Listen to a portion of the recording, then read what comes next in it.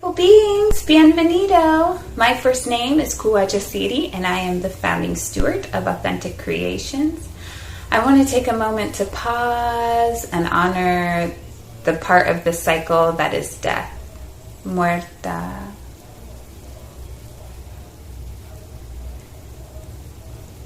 So this video is going to go in on how I processed a pigeon. So, a pigeon, or what is locally known as a paloma, flew so hard into our window that it left like a dust imprint of its chest and head and beak and, what are those called, wings. And then within about a half hour of kind of being in shock on our porch, died. And my housemate is there and immediately was like, maybe this is what they mean when they say animals give themselves to us. And I was just immediately just struck in by that, like, we have to harvest this pigeon. And my friend was like, I don't know. And I was like, you know, I've been the assistant on plenty of harvesting of wild game. I've eaten different roadkill. Most of my processing of dead animals is roadkill. I've never, I guess assisted the killing of like farm pig. But otherwise I've like got into the animal already dead.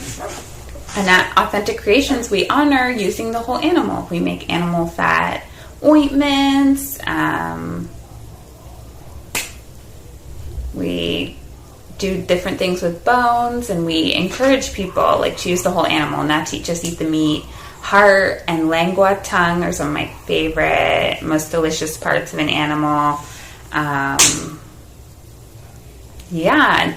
eaten a lot of different organs. They're not all as great, but they're edible and they have a high nutritional value. So with these words, I started looking up stuff like processing a pigeon, processing small birds, can you eat pigeons? So I learned pigeons are actually really high in nutrients, dense in protein, and maybe you know the story of the passenger pigeons, but regular food source for humans.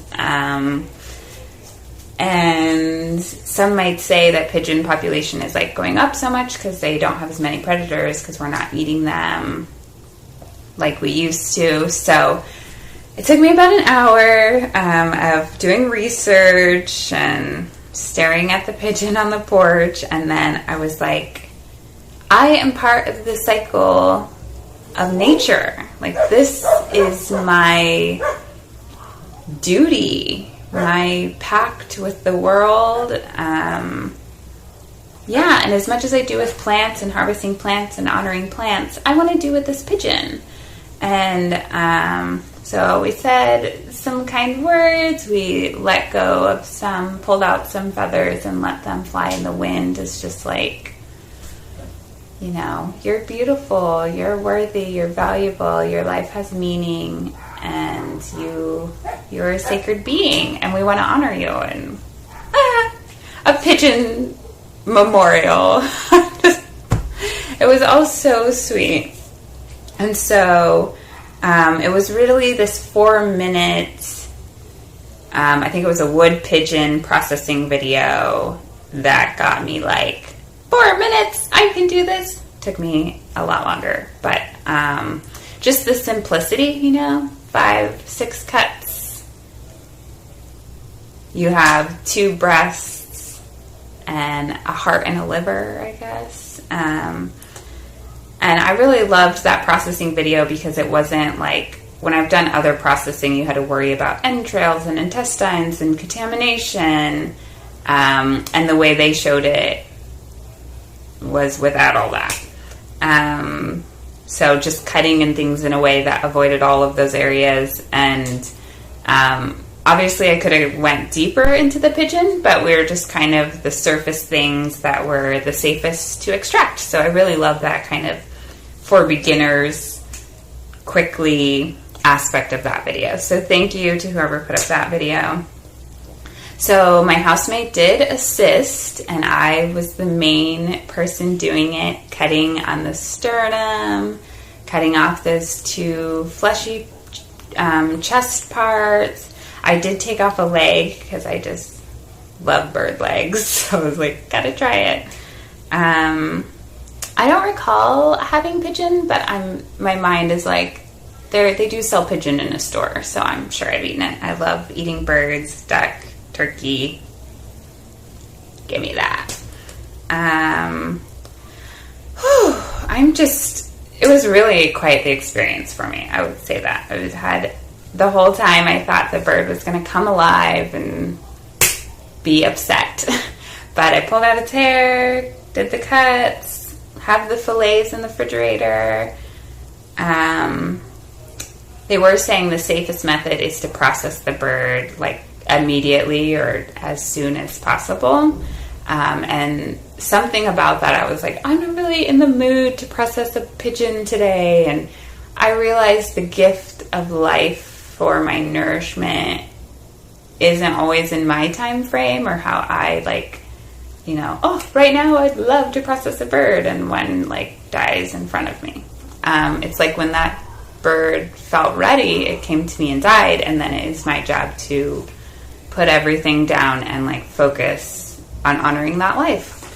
And so I was processing the bird for about a half hour, and for the whole half hour this pigeon was on the tree next to our house, and started talking to it and learned that this is a friend of the pigeon, and we thought the best way to honor the pigeon is to eat it, and the other pigeon gulps and I'm gulping because it's kind of just a new old practice for me. And so just getting back into that, being the wildest person I know, I harvested a pigeon with the help of my friend, and that feels so great. And that pigeon friend stayed on that branch until we were done processing their friend. And there was something really sweet and magical about that. Their friend just checking on them and I guess being okay with what happened. They were kind of agitated at first when they were on the branch, what's going on? And then explaining it, they kind of made that gulp and then kind of just got a little bit more comfortable, this is happening. And that was really pretty. And the bird was really pretty with blue, mostly kind of a sandy brown color body with black wings. And I am soaking the wings to clean, or not the whole wing, just the feathers to clean them. So they are soaking for at least a half hour in soapy warm water. This bug flew out when I was plucking the wing feathers. It flew out of the wing and has just been sitting in the same place of our house. So I was is this bug gonna die? But just honoring the cycles of life and where I fit in, and that I need to kill to be alive, and how there's a rhetoric in a capitalist society that the best meat is that produced by someone else, or the meat that you didn't kill or process or engage with a dead body. And so I'm reprogramming myself, the best meat I can be eating is the meat that I have more of a connection with, that I have slaughtered, processed, cooked, fed to my family and my body. I'm just all of a flurry. So I know a lot of you are vegans. A lot of people who are into holistic things are vegans, and this is an ancient practice that I'm imbibing in myself because it feels so necessary to my decolonial work. And so I'm doing it. And I want to thank our patrons. I want to thank our donors, our sponsors, people sending us seeds, the community, people on our YouTube channel. Oh, we've just been getting a lot of support, and that feels so great. So thank you, thank you, thank you. And as always, we value you.